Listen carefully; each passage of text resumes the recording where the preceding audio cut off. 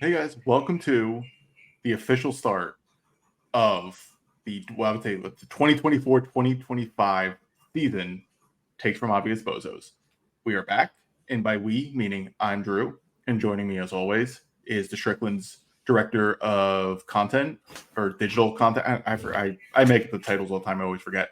Zachary Blattery. Zach, how you doing today? We're here on basically an early emergency pod because something big happened that we were not expecting because we were going to start all this next week. Yeah. Can't believe this is my life. I am the LeBron meme, smiling through it all. Can't believe this is my life. I know. Sprang into action. I haven't been this excited to talk about the Knicks in a few weeks, maybe a few months. So happy to be here. Okay, so before we get into exactly like why are we here, what are we doing, who are we, all this sort of stuff, we cannot forget about our sponsors. You know, the people who pay us, and by us I mean just the website to make sure that we even exist. So BetOnline is the world's most trusted betting platform and your number one source for everything football. Yeah, basketball's saying it, so it's football season, right? How many games are we in the football season so far? Three, This four? is week 4. Like tomorrow Week is four. Sunday. Look at me, like almost getting it. Yeah. Almost getting it correct. BetOnline has every stat, every matchup, and every live odds and spreads to bet during the games. Think you know your stuff? Get in on our $200,000 mega contest and pick 5 games against the spread every week for your chance to win at weekly prizes and a share of $200,000.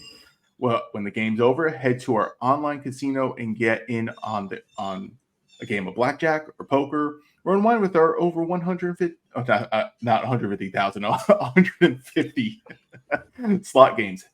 Head to our website today and get in on action. Bet online. The game starts here.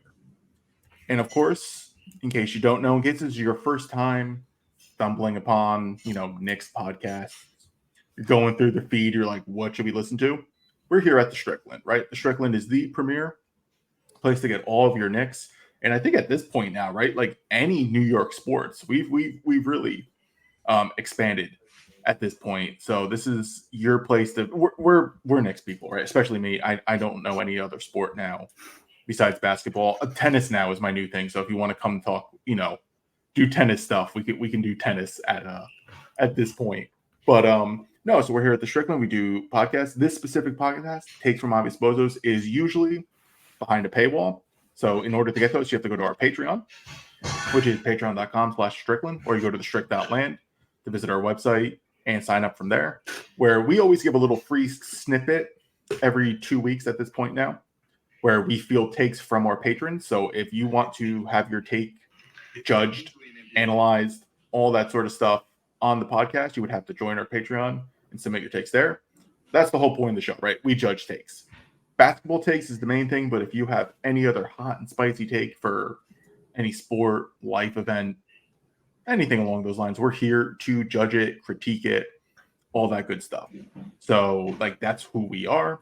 That's what we do here on the podcast. And this episode is going to be completely free because Karl-Anthony Towns now is a New York Knick. And we at the Strickland, so again, you have to go to the strict.land and go to our Patreon to sign up for all different tiers. This tier is $6, I believe, right? In order to get our full episodes, you'll get the Friday edition of Pod Strickland, which is our bi-weekly show that we have. One's for free, one's behind a paywall. The paywall one is with Prez. The other one, the free one, is with Stacy, and of course Schwinn is our guy who appears on both. We have also different like $9 tiers to get our Strictly NFL show. Again, this is NFL season. I have no idea how the Jets and the Giants are doing, but in order for you to find out, just like me, you would have to sign up for our $9 tier. Listen to Strictly NFL with Con and Jeff, right? And Jeff Desmond and Schwinn. We got a little rotating panel coming in right now. So it's good. So if you don't want to, if you don't want to hear Jeff complain about Josh Hart these days, and you just want to hear him talk about NFL stuff, that's where to go. You'll get exclusive articles from our boy Matthew Miranda, who we love. So definitely, again, go to our patreon.com/Strickland. All that stuff. Listen, we already mentioned Karl-Anthony Towns is Nick. We're going to have articles on Towns as well. So They're don't coming. forget to go to the You got ship people outlet. writing right now as we're speaking. They're coming. I may bust out something as well with stats at this point just to do some things because look, this is a big trade, right? Like in this episode right now, we're making it free. This is the cat episode. Come back next week. We will start our regular rotation next week where we have old takes to get to, new takes to get to. So like, don't worry there, but we're just going to focus on Towns right now. So I want to know before we even get the takes, when did you find out? Or how did you find out? Okay. Last night, because I can tell you how I did for me, but I want to hear how you found it. This is actually going to be like an all-time story that I will tell to many people throughout the rest of my life because the Knicks just seem to make these trades at like the most insane times. Is that insane? Insane like it's for all of them. The OG one was an insane thing. Like the Bridges one came during the Subway series and stuff. But last night I was at the Rutgers versus UW football game at Rutgers in New Brunswick, New Jersey. It was the first time I ever went to a college football game. It was the first time I ever went to Rutgers, and I was taking in this new experience and like electric atmosphere, packed out, people all wearing black shirts. It was like a crazy atmosphere. Rutgers is up, people are going crazy, and I'm actually with friend of the show, friend of the land, Chris Persianen. Chris and I were there, and we're sitting down, and I am Chris P. He's in our court also. You may know him. Yeah, you may know Chris, whose name I can never pronounce correctly. Yeah, there you go. But we're at the game, and I was on my phone, and I get the Shams wow, the Sham wow. Well, it wasn't a Woj bomb, but whatever we're calling the Shams ones. Listen, R.I.P. Woj bombs. Those are crazy. Those are we could do a whole other episode on just Woj bombs, I guess. we missed that. Talk about the history of the Woj bomb. I know. Yeah. But then we get the Shams thing, and I'm gonna say this was like the third quarter of the Rutgers game. And listen, I'm not a Rutgers fan. Like I was kind of just there to like see the game. And Chris is with me, and we're both like Knicks people, and we looked at each other and we're like, we need to leave. We need to leave right now. Like we can't do this. We got up, left the game in third quarter. There was like no service in the stadium because like everybody's packed trying to use the same like 5G data thing. So the minute we got out, then we finally have the service to like tweet and text our families and make sure everybody's okay and check in on stuff and start to process things. I also like the first notification is that like the Knicks were getting Cat, but it didn't have like the details in the trade. And I think it took my brain like 5 beats to know like this has to be Randle. Like there's no way. Like it had to be Randle. And like I think it came in like two separate like mental moments where I was like, oh my God, we have Cat, and then like a couple of heartbeats later, Randle's gone. And then the notification confirms it. And then it's Dante, and you're like, oh my God, Dante's gone. They're really doing this. Holy shit. But an all-time night, an all-time insane story. People on the train on their way back are all reacting at the same time. We're all being like, yeah, we getting this chip, bro. We gonna chip up this year. It was unbelievable. Where were you though? How did you find out? So I was home, just chilling. I was just having a nice quiet night at home. I'm old now, so I'm not doing things on Friday night like going to Rutgers football games. Did you get to go to the mess trucks? Did you have your disgusting sandwiches? I don't think so. We got there kind of late, so I didn't get any of the pregame experience, unfortunately.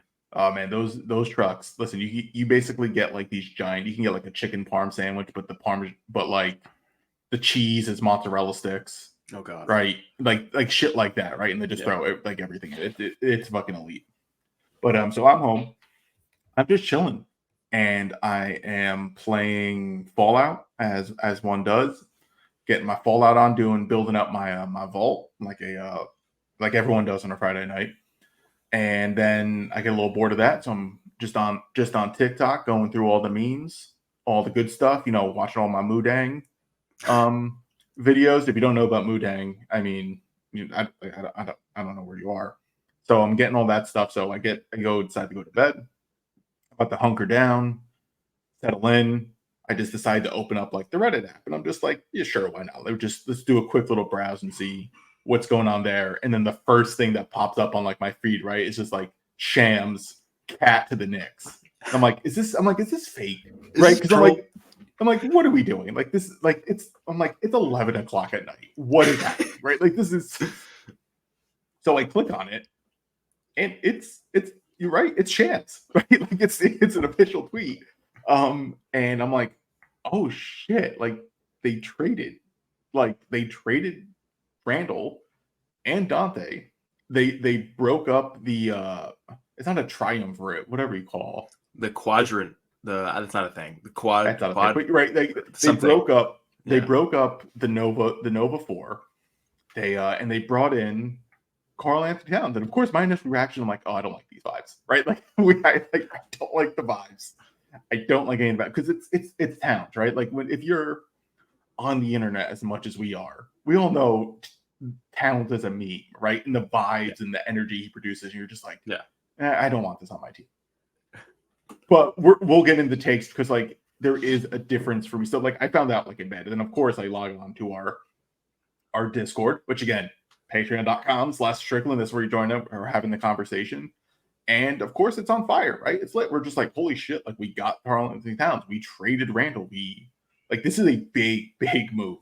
Yeah. And oh man, just like for me, I'm like, I'm still off on the vibes, but we're gonna get into it with the takes. But like that's how I found out. Like I found out like 11 o'clock at night, right before I'm going to bed, and I'm like, I can't fall asleep now. Like this is a huge I was up very late. Like this is a huge trade, right? Like this is like not. I don't want to say earth shattering because that's a little too much, right? But like we're talking about like a big seismic shift in the Eastern Conference now, and also in the Western Conference too, where you're trading two. I don't think Towns has made an All-NBA team. I don't know. I can check that for you right now. We can find out, but like we're talking about like two significant, like big name All-Star forward center type guys, right? We're talking about, and similar. He's a 2-time All-NBA third team member in 2018 and 2022. Well, there you go. So we're like two All-NBA players, like we're traded for one another, right? Like we're talking like this is pretty big, especially for two teams who one made the Western Conference Finals last year, and another team, again, if just a little bit more healthy, probably makes the Eastern Conference Finals, right? Like we're talking about like two things. So, but we're gonna get into some of the takes now because then I'll do basically my how I have to separate like my basketball interpretation of the trade versus like my vibes and just how my feeling and how my reaction. So let's get into some takes. So our first take comes from Stacy, which was 2 hours before the trade, which is I want to say sometimes we organize the takes in a manner that like creates a show that flows better, but this one I just put them in like this is just chronological order of like the time they came in. There's no reshuffling here at all. So so again, a little like peek behind the curtain. We do organize the takes to kind of have a specific either like narrative or something like that. But sometimes we also just want to be like, this is what we get in the moment, like stream of consciousness. This is the stream of consciousness type of take show because it is so funny just how it started because it started 2 hours before. So we get a take from Stacy again, Stacy Patton, co-host of Pod Strickland. He goes, the difference between Randle and Giannis is that Giannis plays defense, which it's such a hilarious take. Especially now in retrospect, and now that Randle's off the team, right? Like, it's such a fucking terrible thing. I think there's more than one difference between Randle and Giannis, and defense is certainly one of them. But I love like the idea of the take where it's just like Randle and Giannis, they're the exact same on offense, right? The exact same guy on offense, same impact, same everything. But Giannis just plays defense, and that's what makes the difference. What a terrible, but also a great way to start. Yeah, a great, like the timestamps are so good on it. If you just go look at the channel, it's great. So yeah, like I said, this is why you need to go sign up for our page, sign up Patreon and get into our Discord right now, just like to see the history of takes, which is the whole point of our show too. Like we like to track all our takes from years ago, months ago, just to see where they landed. It's great, but that we started off with the bang with Stacy being like these two are guys, and now Randle's not here, and then now it's Towns. He needs to reshift it, right? It needs to be Pat and Giannis are the same. Pat and Giannis are the same. Except Giannis can't shoot. They're the same. Yeah, exactly, right? That's what it needs to be. Then Schwinn says, as I've always said, Pat is a generational offensive weapon. Again, so inside joke, or if you just haven't listened to Pod Strickland, Schwinn has never said that in his life. Ever. So, but unfortunately, or fortunately, it is actually like a pretty good take if we actually want to take it seriously. Yeah.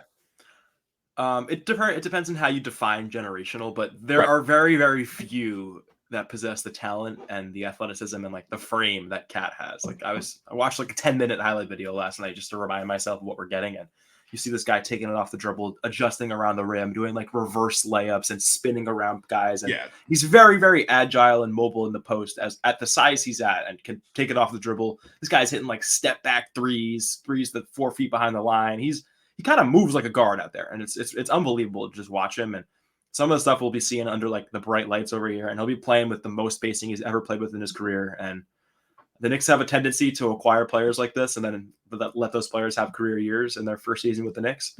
And I will not be surprised if that trend continues with Cat. Yeah. So we're obviously going to get into this more, but the one thing again, like there's a vibe aspect and then the basketball aspect.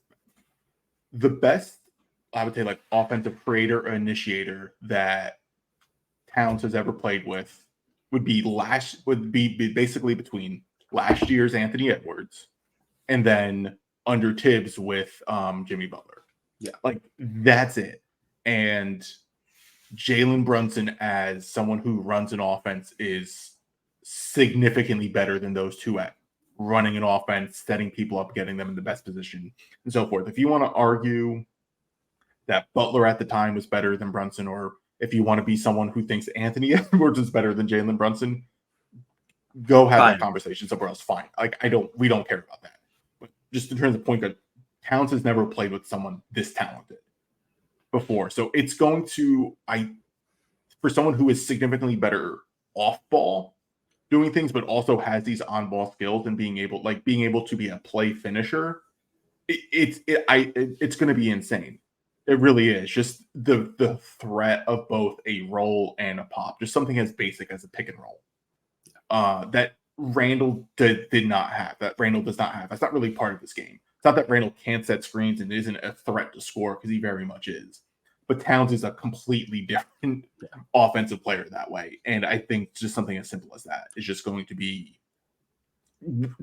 beyond difficult to guard.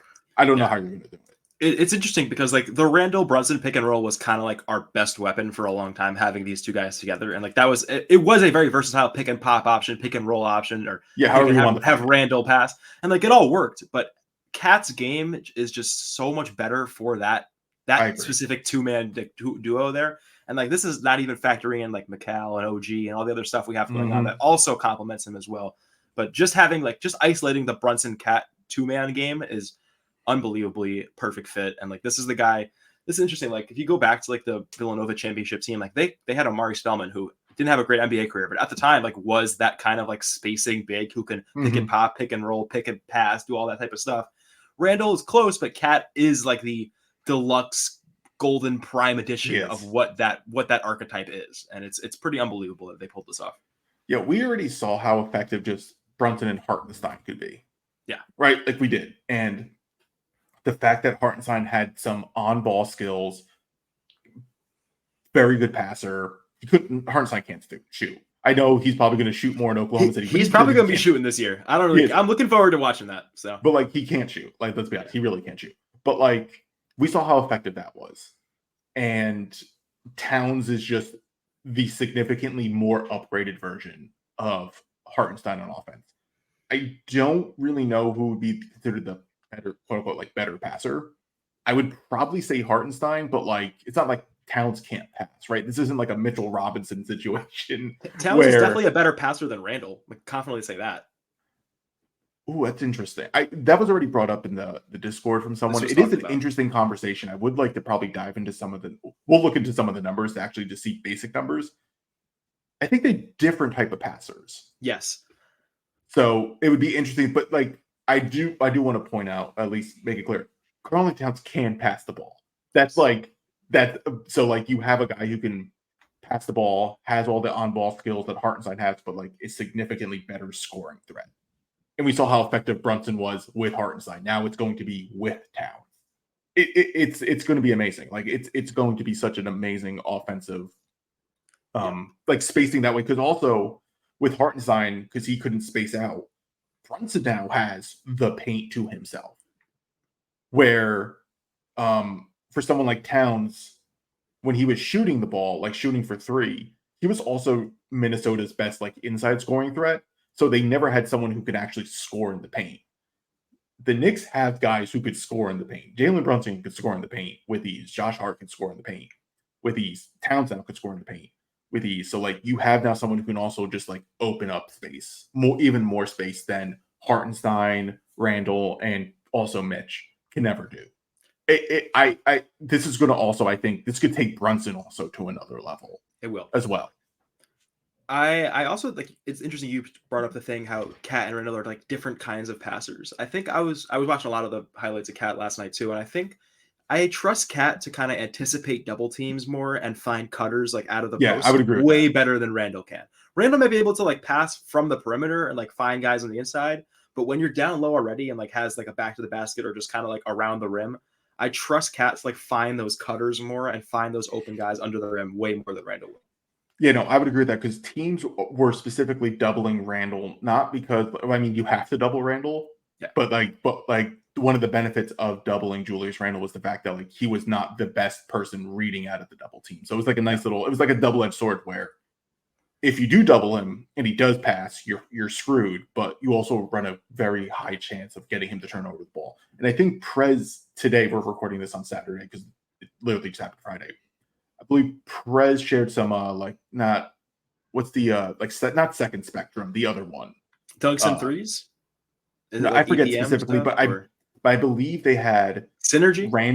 Synergy. I think there was Synergy where Randall's turnovers out of the post was like 19% of like his possessions versus Towns at like 15. Wow, yeah. Right. So like that is a notable difference in just like that turnover aspect. So just minimizing turnovers just from gravity in the post is going to be huge. So our next take is from Spare One. This is worse than the Eddie Curry trade. Okay. I mean, it's a bad take for basketball, but vibe-wise, this is a bad vibe trade. Really? I think so. I disagree. I think this is a huge vibes W for a few reasons. All right. Oh, this is great. So we'll disagree. This is where I'm coming from.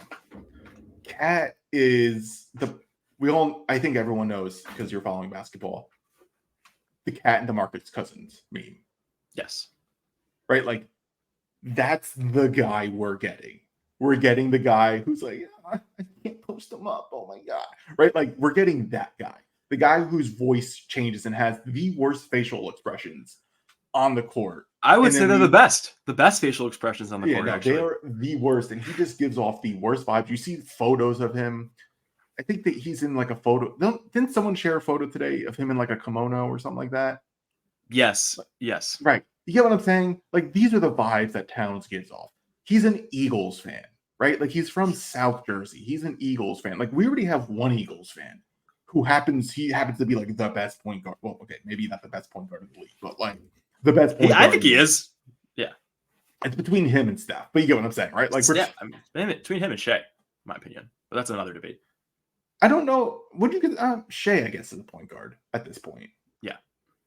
That's fair to say. But you get what I'm saying, though, right? We're talking like one of the best players in the league versus Towns. Like, Brunson can not really get away with being an Eagles fan, but like, fine, whatever. Towns, on the other hand, no, it's unacceptable.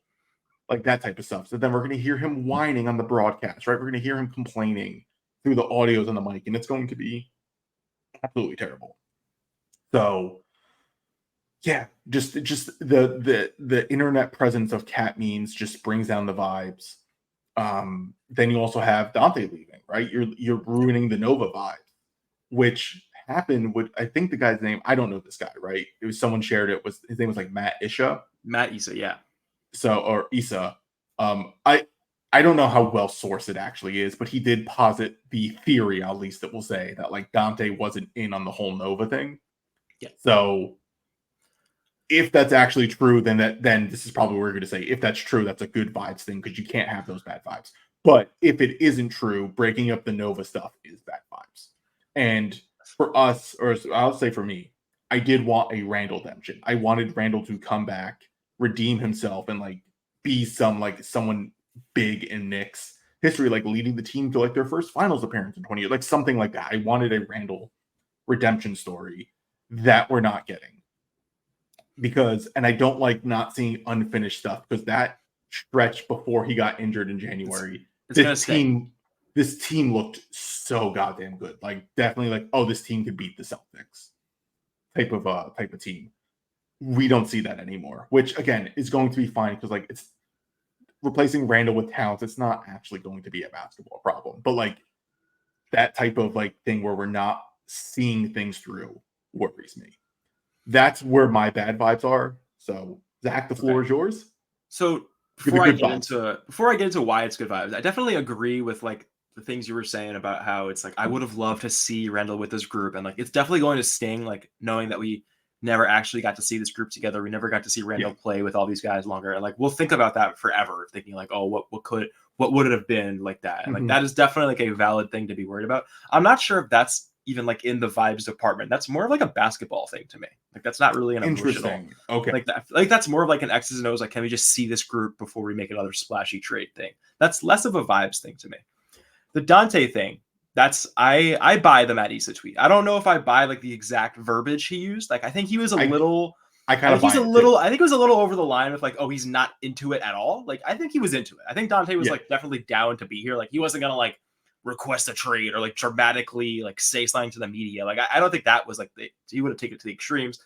But if you told me that Dante was probably like of the 4 Villanova guys, the one that was like the least excited about it, I buy it. Yeah, he's the one he's paid the least, and like Mikal will get this extension, and he'll be the guy who has the least amount of years on his contract and the least amount of annual average value. He's also guaranteed to be coming off the bench in that situation, pretty much. I mean, well, maybe unless there is a way to like get Cat without sending out Dante, then like maybe there is a way to start him in there. I don't know. You can slide him in, but the reality was like he wasn't going to get the minutes that he deserved. Really, like last year, he was an integral piece to a playoff team, a guy that started every single game in the playoffs for them, scored 35 points in a playoff game, and like was a huge piece and like get into the second round and get them to where they were.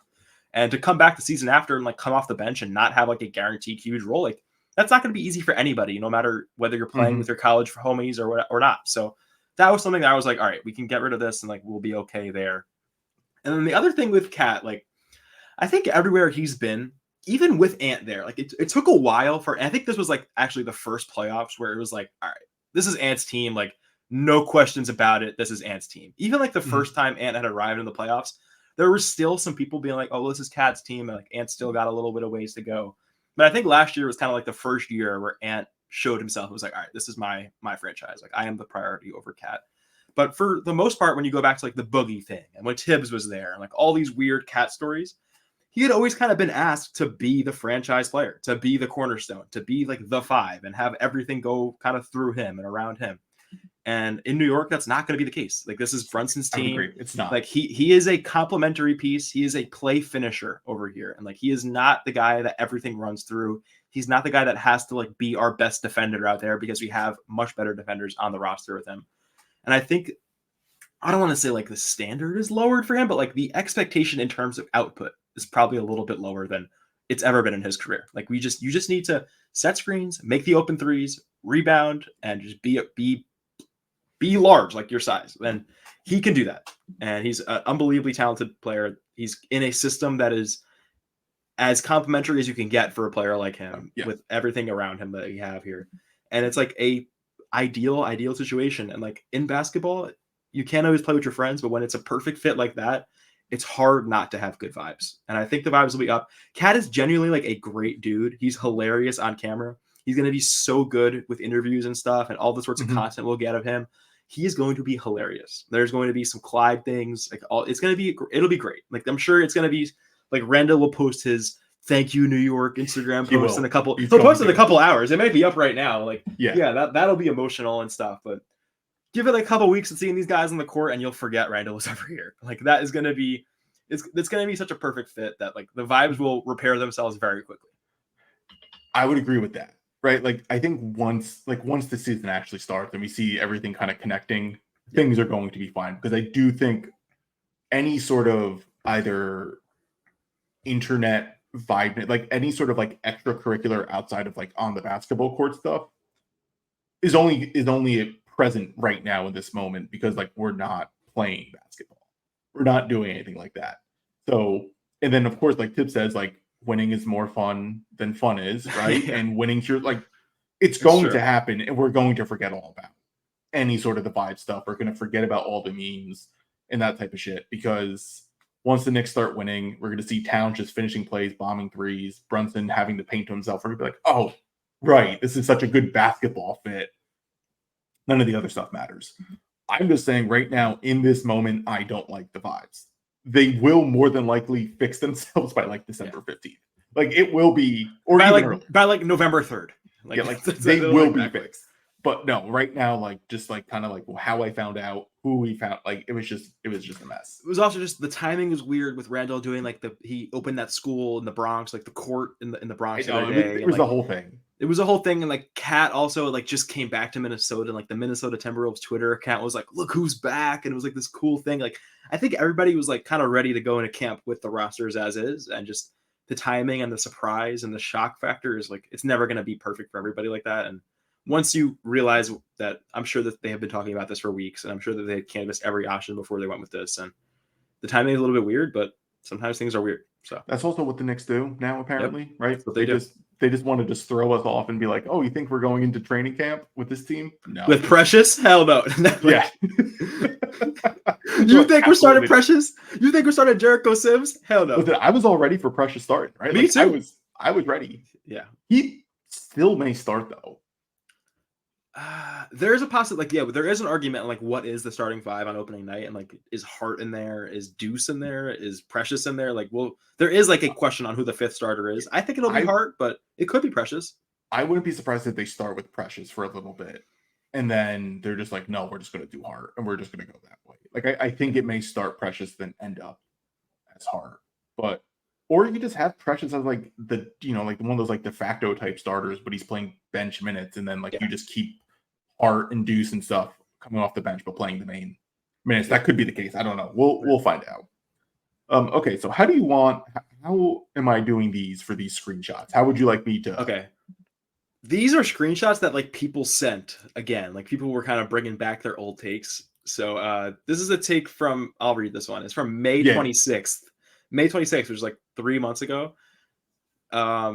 Well-traveled and dependable guard. I don't know whose like alias that is. I can't remember. I think it's I can't remember.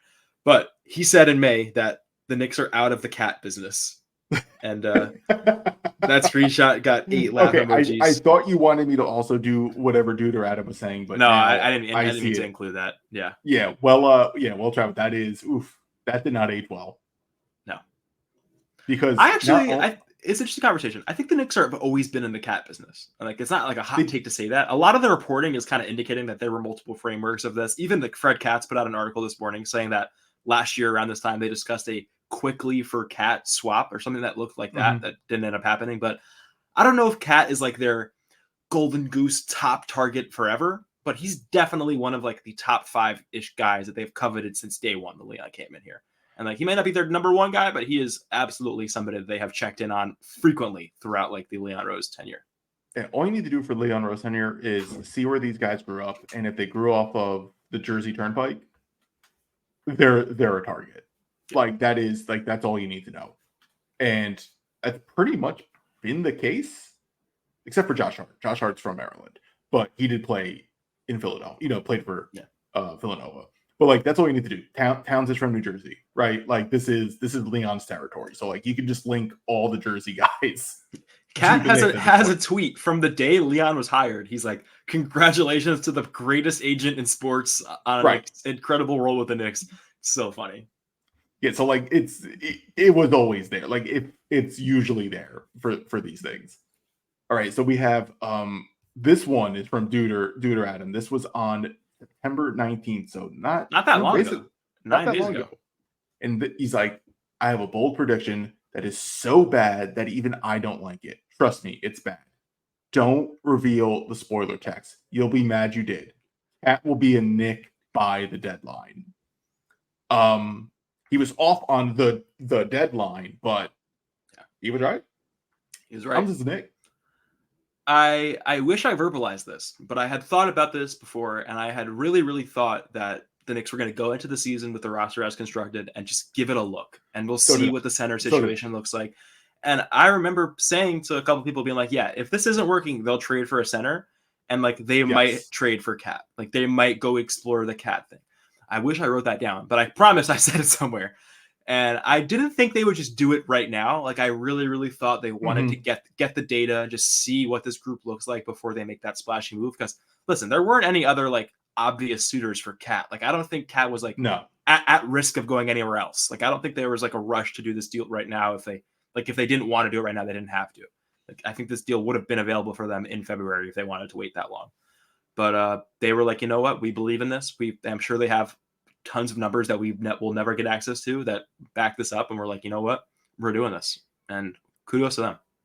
Yeah, I was also with you. I just thought like, can they actually go with basically having a rotation 5, however you want to put it, between Randall, OG, and Precious, right?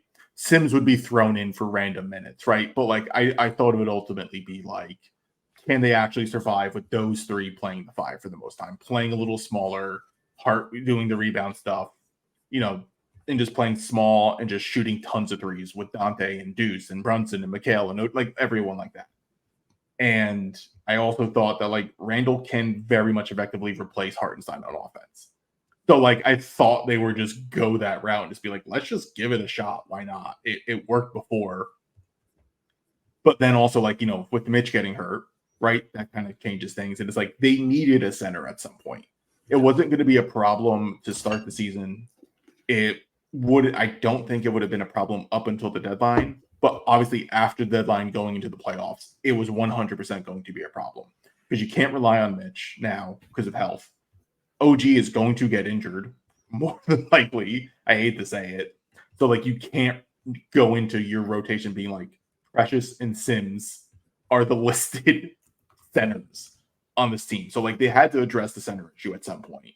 But they did it now. And I also wasn't expecting to go like this big either.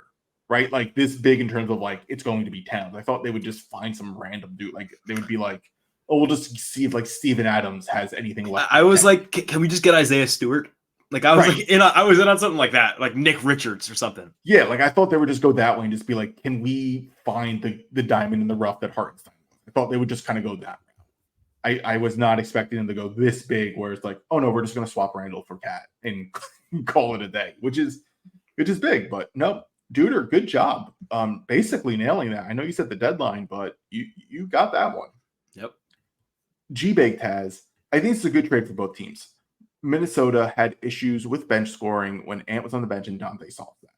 Randall's a good fit next to Rudy, but I also hate it. And I love it, but I mostly hate it. Maybe or not.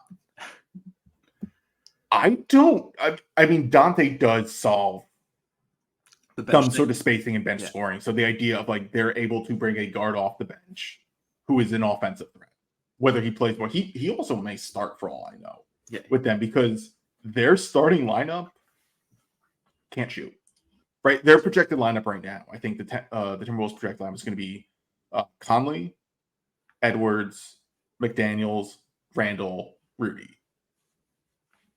Who are you afraid of? Who's like this guy's going to get on fire from 3? It's basically just Edwards. Yeah. And I mean Conley can make shots, but like I'm not worried if like Conley's lighting them up.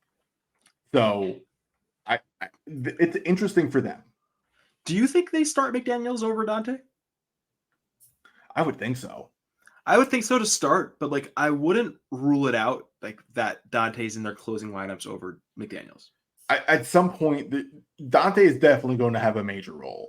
Yeah, for the Timberwolves. Like I said, like Towns was also like their best perimeter shooter as well, right? So like they lost a major person, and that's it. And Dante very much can like replace the volume 3-point shooting that they're desperately need now. So we'll see. I actually don't know how it's going to work for Minnesota. I know in the past, like it's going to work for New York. That I already know because Brunson pretty much like fix it. Like we have Jalen Brunson, so like it kind of fixes everything. So unless Edwards takes an extra step, right, like takes another growth leap, like I don't know how that's going to work for Minnesota. Yeah, I'm a little like G-Bake was right on most of the stuff when he was pretty confident saying Randall's a good fit next to Rudy Gobert. I'm not sure I'm ready to like say that yet. Like I'm not ready either. Like I don't know if like Randall's gonna have to shoot the shit out of the ball to make that work. Like you are going to really need to be a threat from the outside, from the perimeter, to make that work. Like he definitely can be. Like we've seen Randle in the past become an elite shooter, like that 2021 season where he was just unconscious from three. But I don't know if that's the same player anymore, and I don't know if he's still gonna be able to do that. And coming off an injury, coming off a serious surgery, like I'm not ready to be like, oh, this is a glove fit for the Wolves. Yeah, so we did see Randle's like catch and shoot numbers from the corner, especially last year before he got injured. They were very good. He was just not good at like above the arc, pull up out of the pick and roll type shooting. Like that was not his thing. He can, and he was making like, set up, spot up, corner three. So like Randle was making those shots. So I think that's definitely going to help Minnesota in terms of spacing. But you're right in terms of like he's coming off an injury. Well, we have to see how it works. I do think in theory Randle and Rudy do make tons of sense. Like I do think there is an element where like that does make a lot of sense in terms of with some level of spacing, but I think they would need like McDaniels, Edwards, and Conley all to be like legitimate 3-point shooting threats. Where like which is why I'm like intrigued by the DiVincenzo instead of McDaniels look, because that look gives them a lot more space to play with. Yeah, so we'll see how it can work. Also like Minnesota also replaced like Cat with Randle, so like they're going to still be fine because Randle is still very, very good and can pretty much outside of the shooting does very much a lot of similar things that like Towns does. Yeah. So this is a little unrelated, but like I was thinking about this last night too, and I think going back 2 years ago when they made this splashy Rudy Gobert trade with like 5 first to go get Rudy. And like everybody knew that like that was kind of a questionable idea that didn't really have a proof of concept yet. We were like, all right, so Cat's gonna play the 4 and we'll try this thing with double bigs together. Like I was actually very high on them like the first season where it didn't go as well.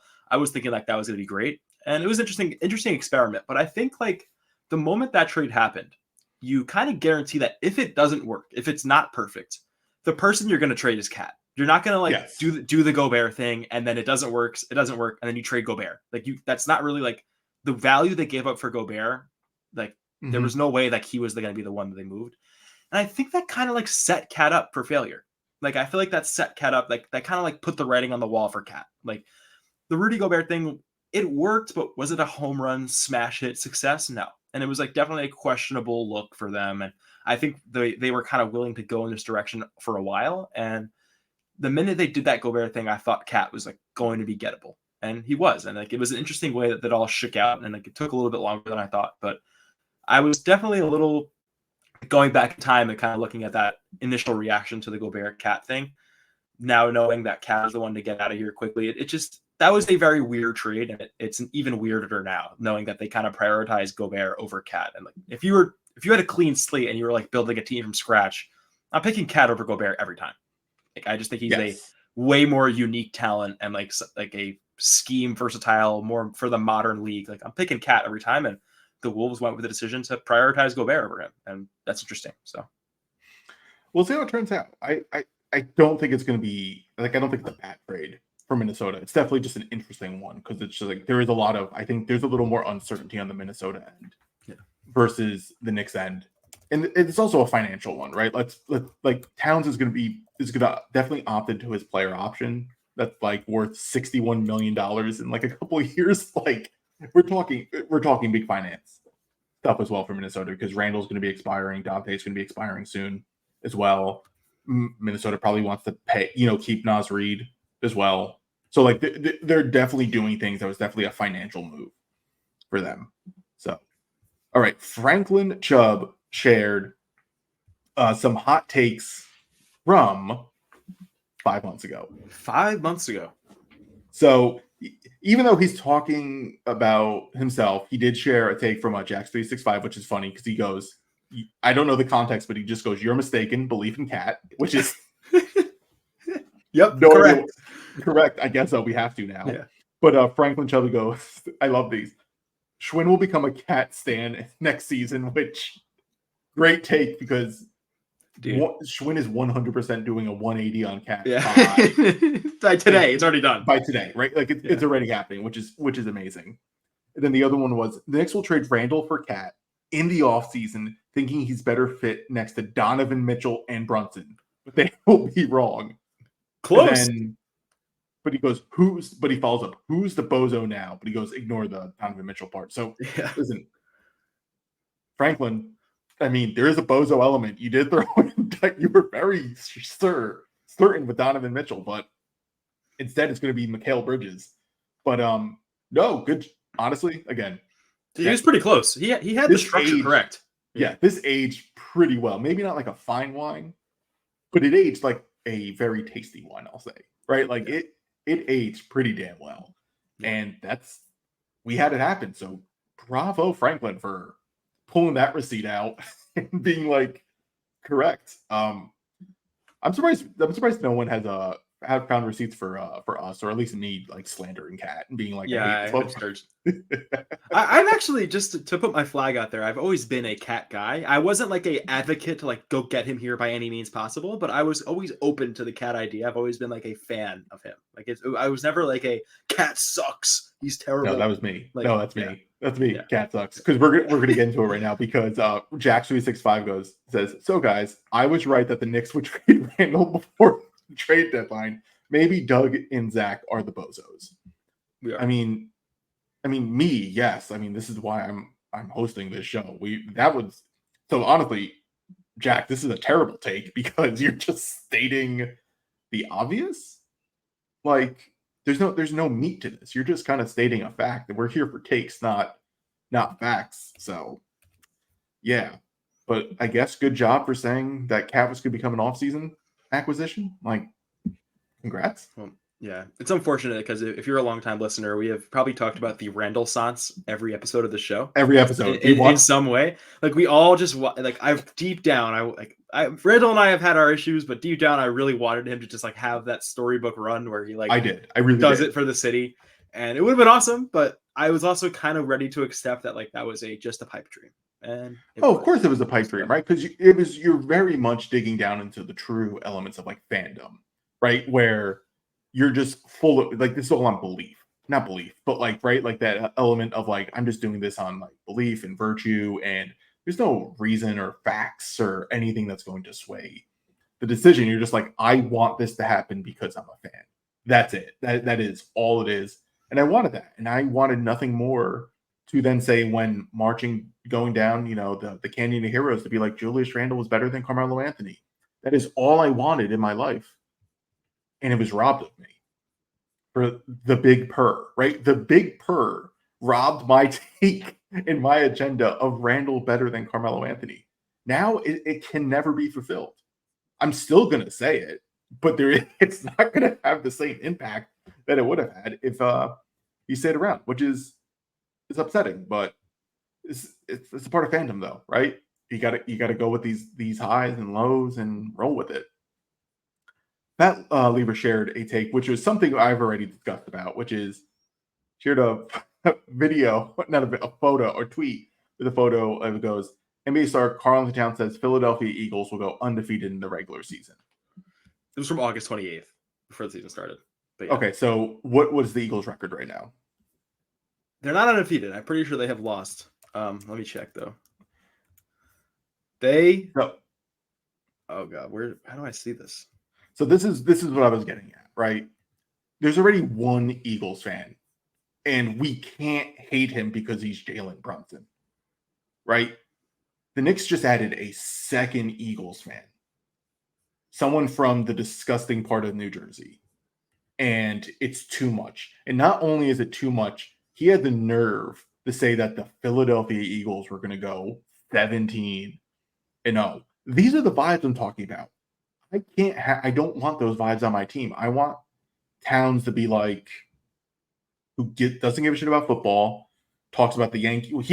Towns is a Yankees fan. Thank God. He knows what's up about that. And he knows about the 27 rings, and he's all about that life. Like, thank God. Like, that is winner shit.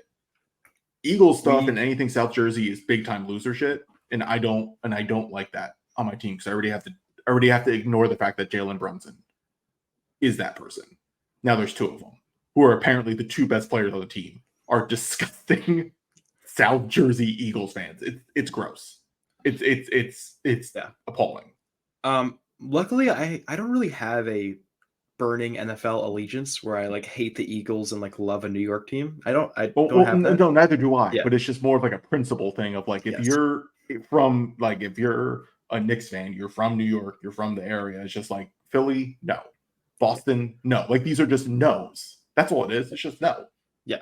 Going back to the Yankees thing though, how fucking chills will it be when Cat throws out the first pitch in a Yankee playoff game in like 2 weeks? It's gonna be great. It's gonna be cinema. It's gonna be unbelievable.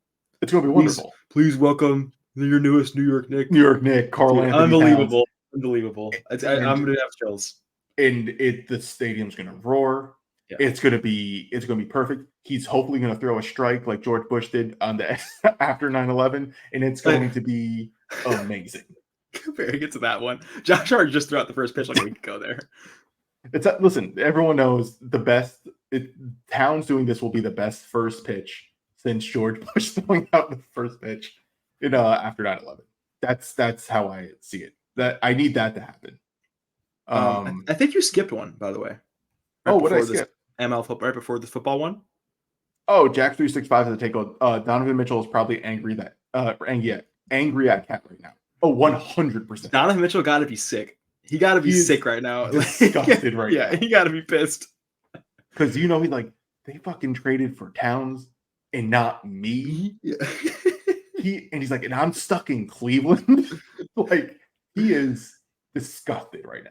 Yeah. And like now, like actually, like it was never likely, but I don't think you could have ruled out Donovan coming to the Knicks in like the next 2 or 3 years. But now you can rule it out. Now you can rule it out. Yeah. And now you can like hammer it out. You can like stomp it out. It's not happening.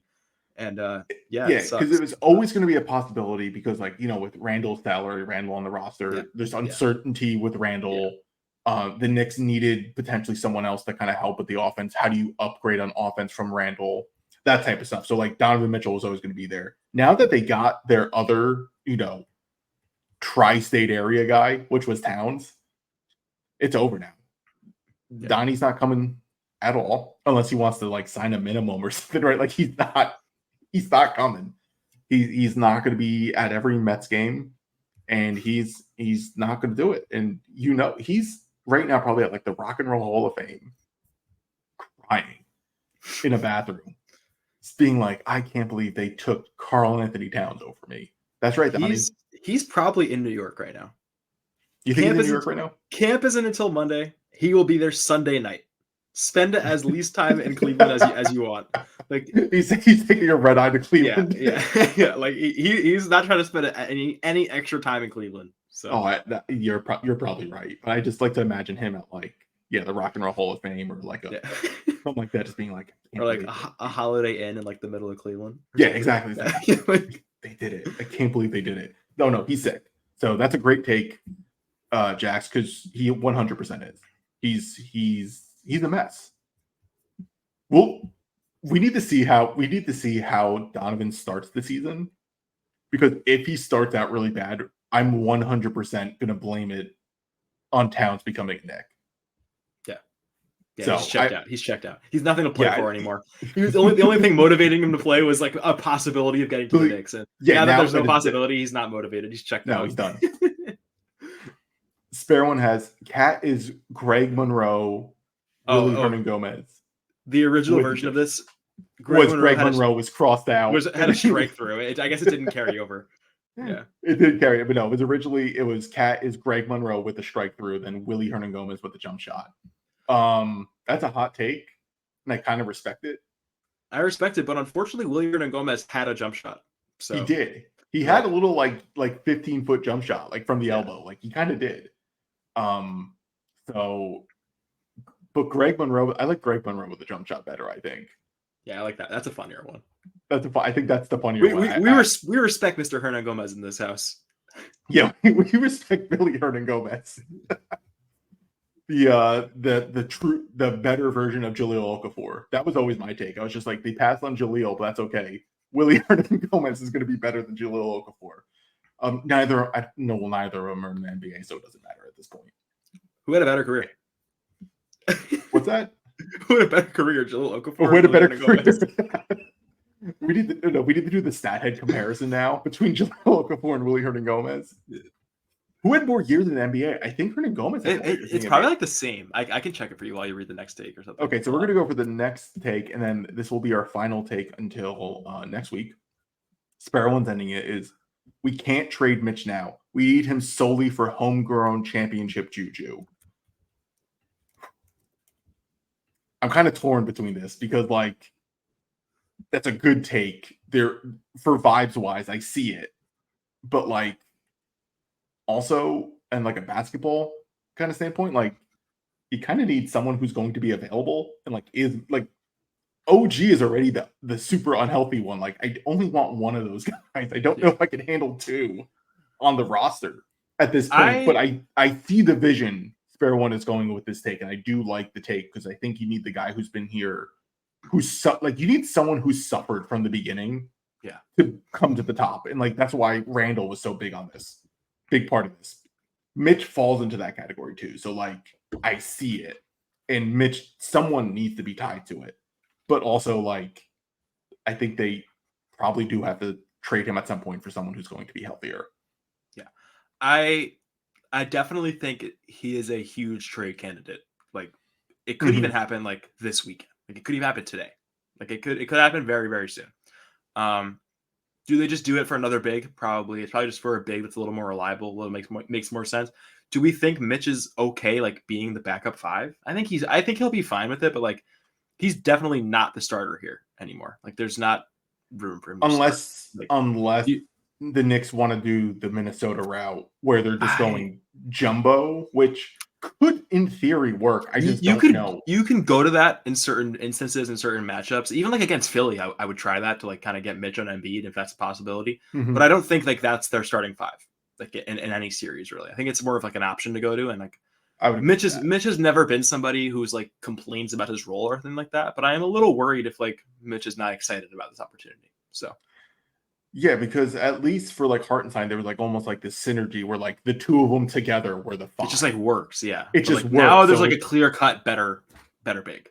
So yeah, there's like it's without like Towns is the guy. It wasn't like, oh, we're gonna do a matchup thing where like Hartenstein makes more sense for this guy versus Mitch with that guy. If one's in foul trouble, the other comes in. Everything was there was a very good synergy there. Now the synergy is not there, so I don't know. I do want to share that Willie Hernan Gomez did play one more season in the NBA than Jahlil Okafor did. He had a 6-year NBA career, while Okafor had a 5-year NBA career. So Willie Hernan Gomez was in the league for 6 years. He was 2016 to 2022. Jesus, that's actually pretty impressive. Yeah, it's unbelievable. Wait, so who is the Jahlil Okafor? Did he do his full rookie contract? He did. Just one year. So Hernan Gomez's first season. Hernan Gomez's first season was 16-17, and he played at least 20 games in every season until 2022-2023, where he did play 38 games for the Pelicans. That's amazing. Hernan Gomez played 38 games for the Pelicans in the year like we made the Cleveland series and stuff. Like, that doesn't feel real at all. That does not feel real at all. Okafor started the season earlier, but exited the league 2 seasons earlier than Hernan Gomez did. He was 2015-16 to 2020-2021. So his last year was like the pandemic Randall year, which is crazy. So basketball, man, wild world. Where is Jahlil Okafor now? I know he played a season with the Mexico City Capitans of the G League. Mm-hmm. He played a season with them. I don't know if he's still with them. Could be. It does say he is playing for the this might be another league right now. He's playing for another Capitans. I don't think it's the G League one. It's like let's see. Sorry, this is what you get. You get Jahlil Okafor career retrospectives towards the end of this pod. You know what? I really thought he was going to be good. I really thought he was going to be good. He was actually drafted in the G League expansion draft by the Valley Suns, the new Phoenix Suns. Oh. So I don't know if he'll play for them, but they do have his G League rights. So there you go. So guys, if you want to watch Jahlil Okafor play, I think you may just have to go in person to Arizona at this point, because they're not going to broadcast it. But that's the show. We will be back next week with a retrospective on takes that we had before the Towns trade, and then we'll get back, and then we'll have whatever new takes that we get from there. We'll see if there are going to be any more trades with the Knicks, because guys have to be added, right? Because I think the salary wise, like this is going to there's going to be more. We don't know the final like structure yet. Like it's possible like we're getting another guy back too. Like we'll see. Yeah. I also, this is a random note I should have probably mentioned earlier. Do you think like the random splash of Marcus Morris and Landry Shamet like a couple days ago, both to non-guaranteed deals, like now one of them is going to have to play. Like one of them is going to get a guaranteed deal. Maybe both of them get guaranteed deals now because you have a new spot. So depending on if they're adding more people to this trade, like we'll see how it turns out. Which I think they will. I think they're going to sign and trade like Daquan Jeffries and Charlie Brown Jr. One of them is going to get a contract. Like one of them is going to be a maybe it's Morris. Shamet does make a little more sense because like he can actually shoot the ball. Yeah. One of them's getting a contract, which is kind of crazy to think about, but like that's going to happen. Do you think they signed those guys knowing that the cat thing would happen? I would think so.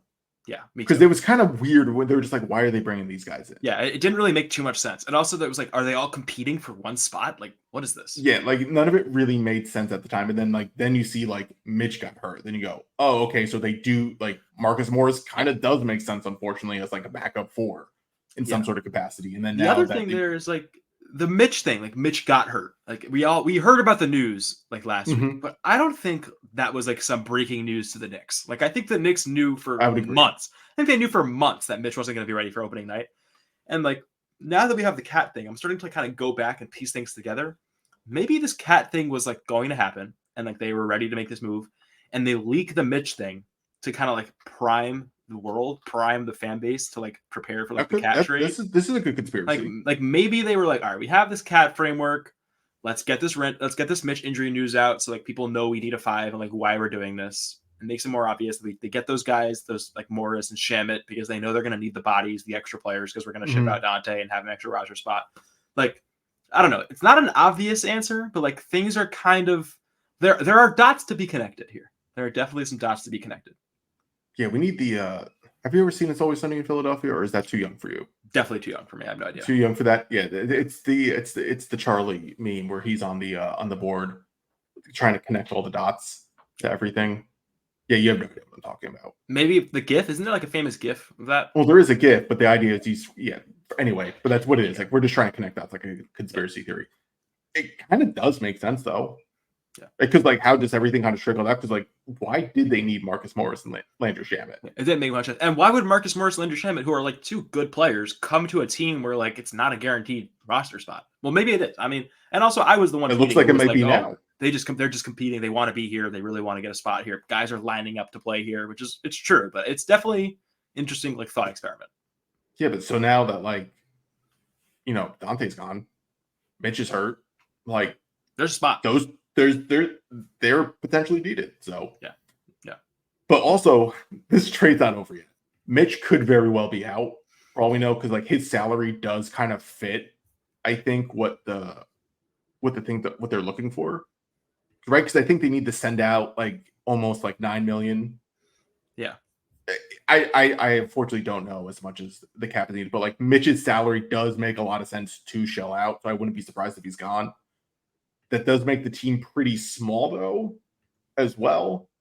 Then it's like, what do you do from there? I don't know. Hopefully maybe we'll get some more news by next week. But again, this will hopefully this preview that everyone's listening to for free spurs you guys to go to patreon.com/the Strickland so you can catch all of our full episodes moving forward for the regular season. We will see you next week.